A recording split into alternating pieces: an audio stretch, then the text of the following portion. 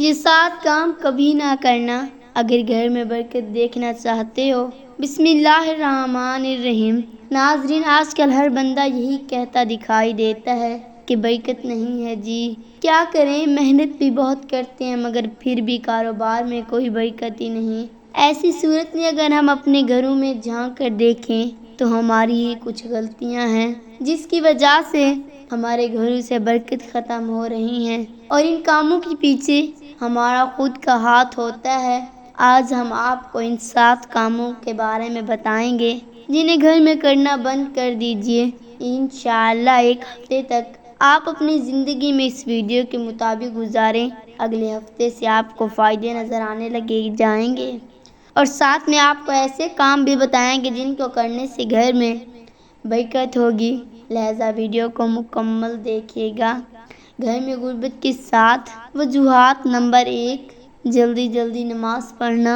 ناظرین، آپ نے اکثر دیکھا ہوگا کہ ہم نماز پڑھنے جاتے ہیں تو جب ہم 2 رکعت نماز پڑھنے لگتے ہیں تو ساتھ والا شخص پوری نماز ختم کر کے مسجد سے باہر نکل جاتا ہے۔ کیا آپ کو پتہ ہے کہ اللہ پاک کو یہ بات بالکل پسند نہیں ہے؟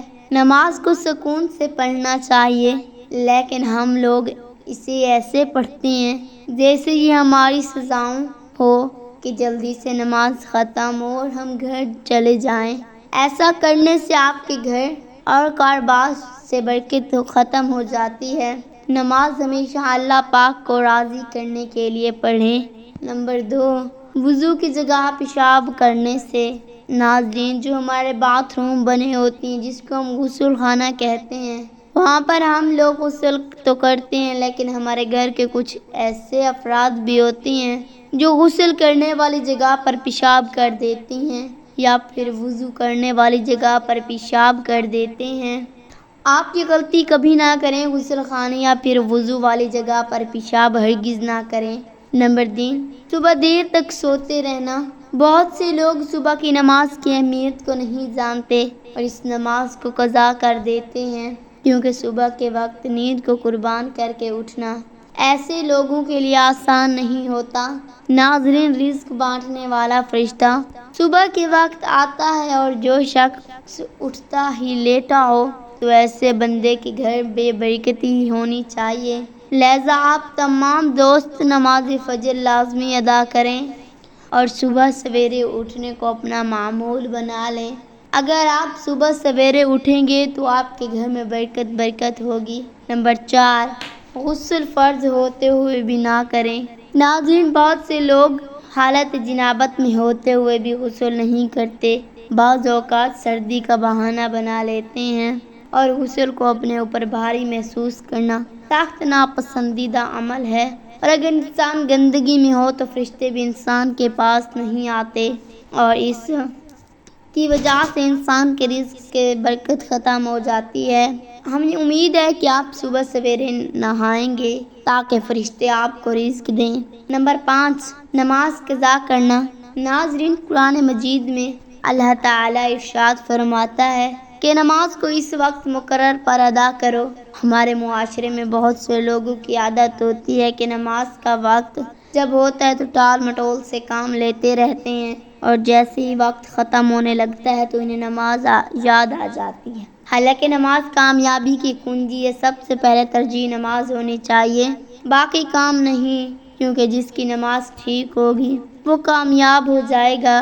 لہذا دوستو، نماز پنجگانہ کو وقت پر ادا کرنے کا معمول بنائیں، پھر دیکھیے کہ رب جلال کس طرح آپ کے رزق میں برکت عطا فرماتا ہے۔ آپ دیکھیے گا کہ آپ کے گھر میں کیسے برکت اور رزق کی تنگی نہیں ہوگی۔ نمبر 6، گانے بجانے میں دل لگانا۔ قرآن مجید میں اللہ تعالیٰ کا ارشاد ہے، اور بے شک اللہ تعالیٰ کے ذکر سے ہی دلوں کو سکون ملتا ہے۔ ناظرین، کچھ لوگوں کو آپ نے کہتے ہوئے سنا ہوگا کہ گانوں کے بغیر میرا دل نہیں لگتا، تو ایسے شخص کو چاہے کہ اللہ پاک کی طرف رجوع کرے، کیونکہ اس کا دل مر چکا ہے۔ ناظرین، دل کو بھی خوراک کی ضرورت ہوتی ہے، اور اللہ کے ذکر سے بڑھ کر دل کے لیے اور کوئی چیز مفید نہیں۔ ناچ گانے اور باجے سننے والے تمام دوست اس عمل سے معافی مانگیں، ورنہ ہمیشہ رزق کی تنگی اور برکت کی کمی رہے گی۔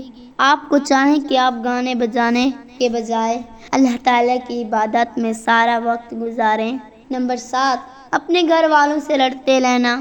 وہ شخص جو ہر وقت اپنی بیوی سے لڑتا ہے اور ہر وقت اسے یہ طعنہ دیتا ہے کہ تم سے شادی کے بعد میری زندگی برباد ہو گئی ہے اور ہر وقت اپنی بیوی کو مرتا رہتا ہے، تو ایسے گھر پر اللہ کی لعنت ہوتی ہے اور ایسے گھر سے برکت اٹھا لی جاتی ہے۔ تو ناظرین، یہ ہیں وہ 7 کام جو کہ گھر میں فقر و فاقہ اور برکت کی کمی کا باعث بنتے ہیں۔ اگر آپ چاہتے ہیں کہ آپ کے گھر میں اللہ تعالیٰ برکت عطا فرمائے تو ان کاموں سے بچیں۔ نماز پنجگانہ کی پابندی کریں، قرآن مجید کی روزانہ تلاوت کو اپنا معمول بنا لیں، انشاءاللہ آپ کے گھر میں برکت ہوگی۔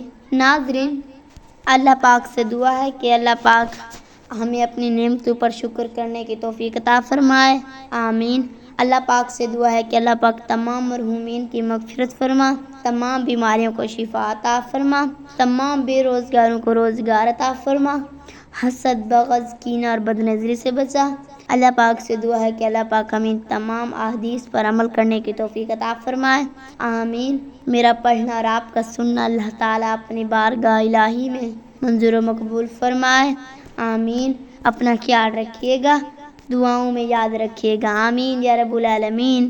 ناظرین، کمنٹ باکس میں اللہ تعالیٰ کے 99 ناموں میں سے ایک نام ضرور ٹائپ کریں، شکریہ۔